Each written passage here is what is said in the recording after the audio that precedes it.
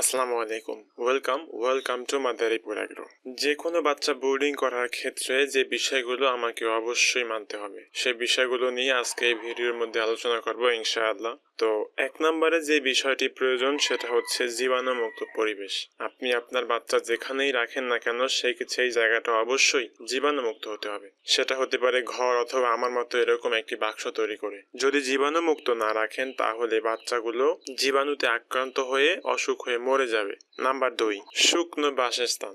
যখন বাচ্চাগুলো ফুটে বের হবে তারপর অবশ্যই সেই বাচ্চাটাকে শুকনো কোনো পরিবেশে রাখতে হবে। যদি ভেজা পরিবেশে রাখেন তাহলে বাচ্চাটার ঠান্ডা লেগে সেই বাচ্চাটি মরে যাবে। এই জন্য নিশ্চিত করতে হবে অবশ্যই বাচ্চাগুলো শুকনো পরিবেশে রাখতে হবে। নাম্বার 3, সঠিক তাপমাত্রা। একটা বাচ্চা বোর্ডিং করা সবচেয়ে গুরুত্বপূর্ণ যে ব্যাপারটি সেটা হচ্ছে সঠিক তাপমাত্রা। আপনি যতই খাবার দেন বাচ্চা বাঁচবে না যদি না আপনি সঠিক তাপমাত্রায় এই বাচ্চাগুলোকে রাখতে পারেন। সেক্ষেত্রে বাচ্চাগুলোকে মিনিমাম 30 ডিগ্রি সেলসিয়াস তাপমাত্রা রাখতে হবে এবং এর বেশি রাখাও ভালো। তাপমাত্রার সাথে সাথে অবশ্যই ইনিশিয়ালি বাচ্চাগুলোকে যে ফিড আছে, স্টার্টার ফিড অর্থাৎ সোনালি হোক অথবা ব্রয়লার হোক, স্টার্টার ফিডগুলোকে গুঁড়ো করে অবশ্যই এর মাঝে ছিটিয়ে দিতে হবে। একেবারে ইনিশিয়ালি 2 থেকে 3 দিন এই ছিটানো খাবারটা দিতে হবে। নাম্বার 4, সময় মতো ভ্যাকসিন ও ঔষধ অবশ্যই বাচ্চাগুলোকে দিতে হবে। যদি আপনি সময় মতো ভ্যাকসিন অথবা প্রয়োজনীয় ঔষধ না খাওয়ান তাহলে বাচ্চাগুলো আর বাঁচবে না, রোগে আক্রান্ত হয়ে বাচ্চাগুলো মারা যাবে।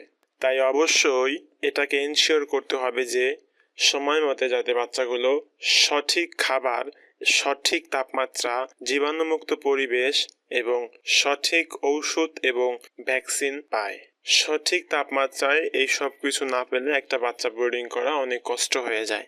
এক্সট্রা একটা পরামর্শ দেই, সেটা হচ্ছে যে পানির পাত্রের মধ্যে যেন বাচ্চা না পড়ে। অর্থাৎ যেহেতু বাচ্চাগুলো ছোট, পানি খেতে গেলে অবশ্যই যে পানি পাত্র রাখবেন সেখানে এর পাও অথবা বাচ্চার পুরো শরীর পানিতে ভিজে যেতে পারে, এতে বাচ্চা ঠান্ডা লাগবে। আর বাচ্চার সবচেয়ে বড় যে সমস্যা সেটা হচ্ছে ঠান্ডা সমস্যা। এটা যে কোনো বাচ্চার ক্ষেত্রে হতে পারে, কোয়েল পাখি অথবা মুরগি। আমার এখানে প্রায় 27 পিস কোয়েল পাখি আছে এবং 9 পিস মুরগির বাচ্চা আছে। আমি এই দুইটাকে একসাথেই বোর্ডিং করতেছি। তো আমি দেখতে পারতেছেন যে পানির পাত্র দিয়েছি, তার চারপাশ দিয়ে যে মার্বেল পাওয়া যায় বাজার থেকে কিছু মার্বেল ক্রয় করে এনে ওই পানির পাত্রে দিয়ে দিয়েছি, যাতে করে বাচ্চারা যদি পানির পাত্রের উপরে উঠেও যায় তাহলে সম্পূর্ণ ভিজে না যায়।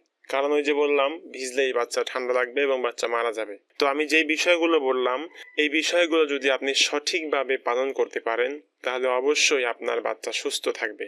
কখনোই আপনার বাচ্চা ব্রুডিং অবস্থায় মারা যাবে না।